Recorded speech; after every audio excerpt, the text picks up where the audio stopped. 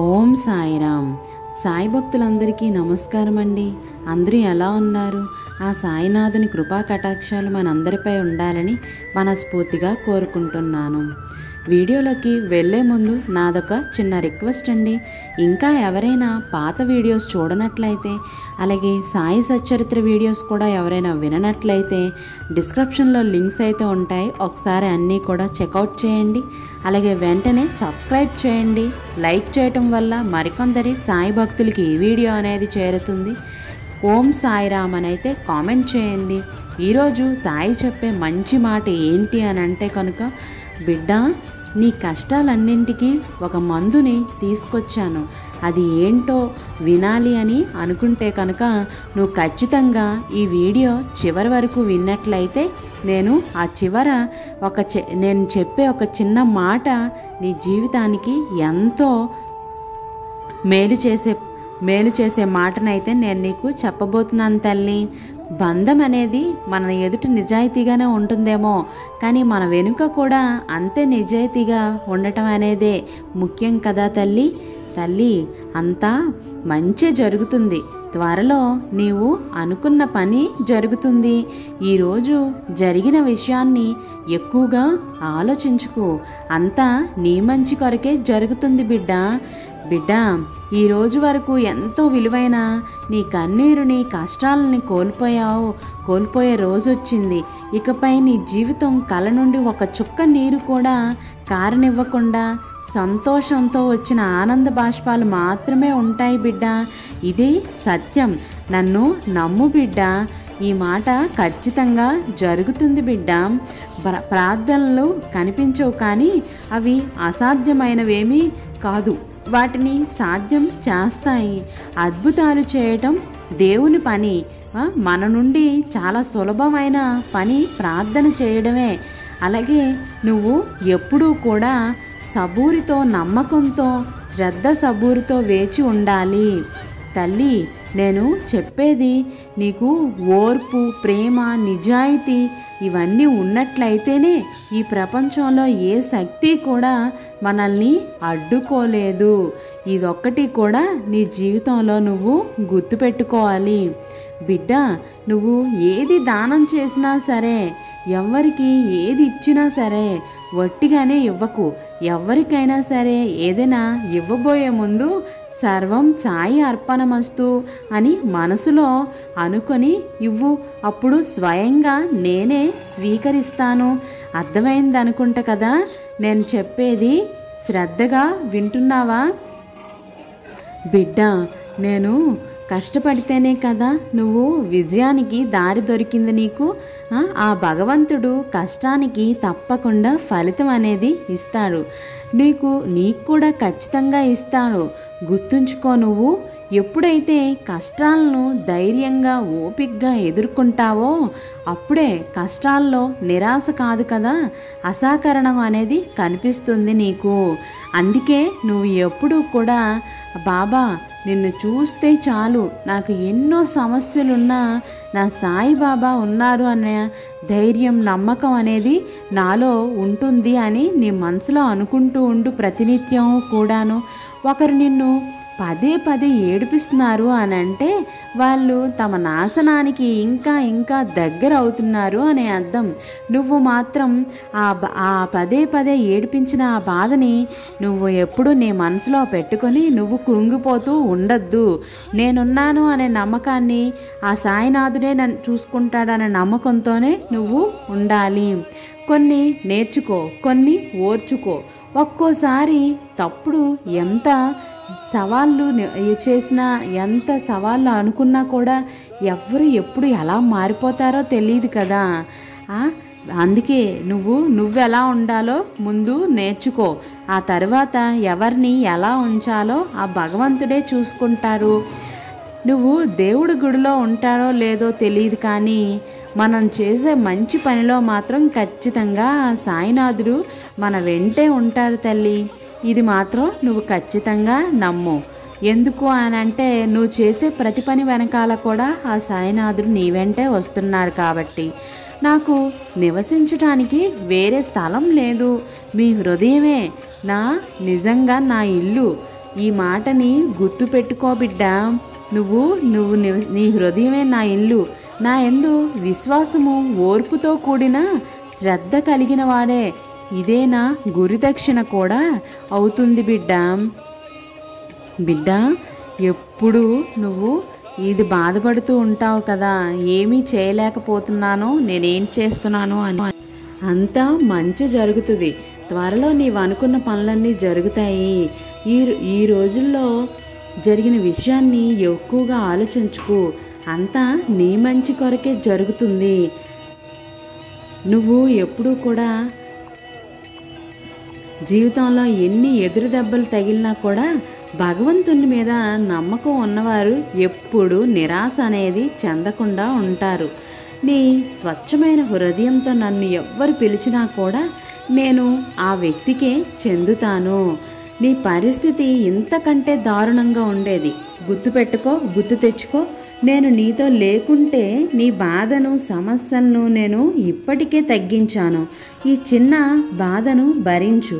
మరియు నువ్వు త్వరగా విముక్తురాలు కూడా అయ్యే అవకాశం అనేది ఎక్కువగా ఉంది. ఏది ముగియలేదు. మీరు మీ భవిష్యత్తును మార్చుకోవచ్చు కూడాను. మీ భవిష్యత్తును మార్చుకోవడం మీ చేతుల్లోనే ఉంది. మరి మీరు మంచి కర్మలు చేయటం ద్వారా దీన్ని చేయవచ్చు. నేను మీకు ఈ మార్గాన్ని చూపించాను కూడాను.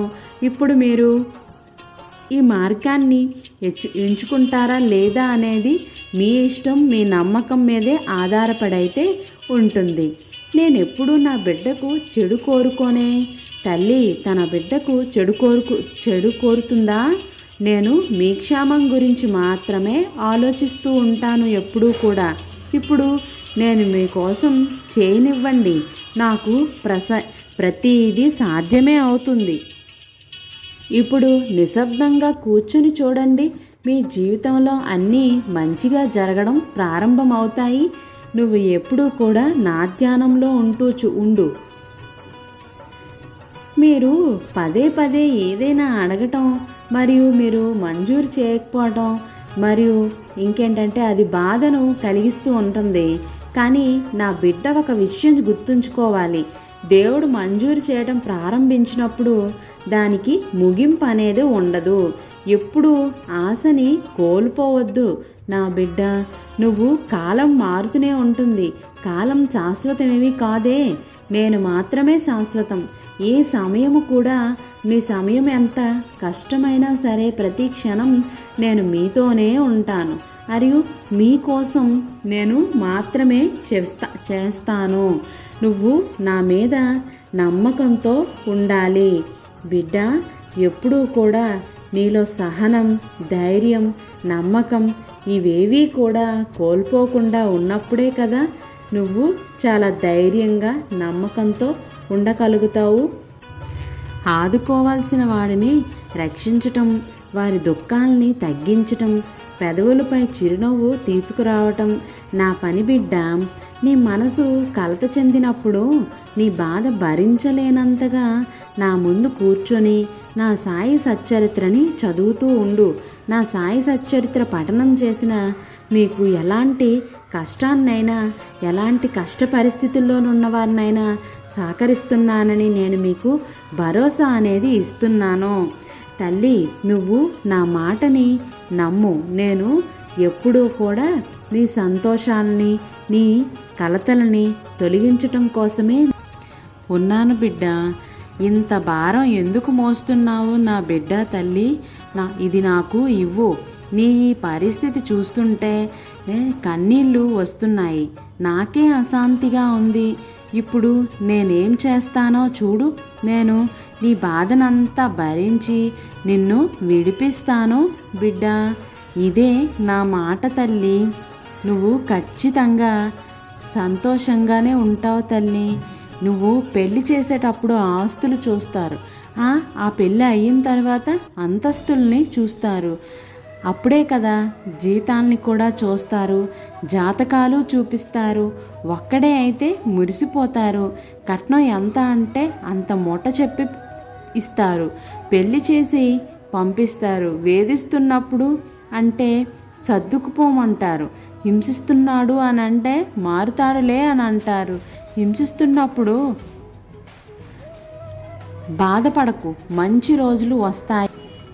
గుడులు గోపురాలకు తిరగమంటారు. నోములు వ్రతాలు చేయిస్తూ ఉంటారు. పరువు ప్రతిష్ట అంటూ నచ్చ చెబుతూ ఉంటారు. మానసికంగా ఆడపిల్లల్ని చంపేస్తూ ఉంటారు. బిడ్డ, నువ్వు ఎప్పుడు నీ వెంటే నేనున్నానని నా నమ్మకంతోనే ఉండు. నువ్వు ధైర్యంగా ముందడుగు వేస్తూ ఉండు. నేనున్నాను అనే నమ్మకం మాత్రం నువ్వు మర్చిపోకుండా ఉండు. నీకు ఎప్పుడూ కూడా ఎటువంటి ఆపది వచ్చినా కూడా సాయి సచ్చరిత్ర పారాయణం చేసుకుంటూ ఉండు బిడ్డ. తల్లి, నీ కష్టాలన్నింటికీ ఒక మందుని తీసుకొచ్చానని చెప్పాను కదా, అది ఏంటో చెప్తాను విను బిడ్డ. ప్రతిరోజు 3 పూటలా నీ కోరికను చెప్పుకొని నా విభూది ప్రసాదాన్ని నుదిటిన ధరించినట్లయితే త్వరలోనే నీ కష్టాలు తీరి నీ కోరికలు నెరవేరుతాయి. ఇదే ఈ సాయి మాట. తల్లి, ఇది తప్పకుండా చేయు.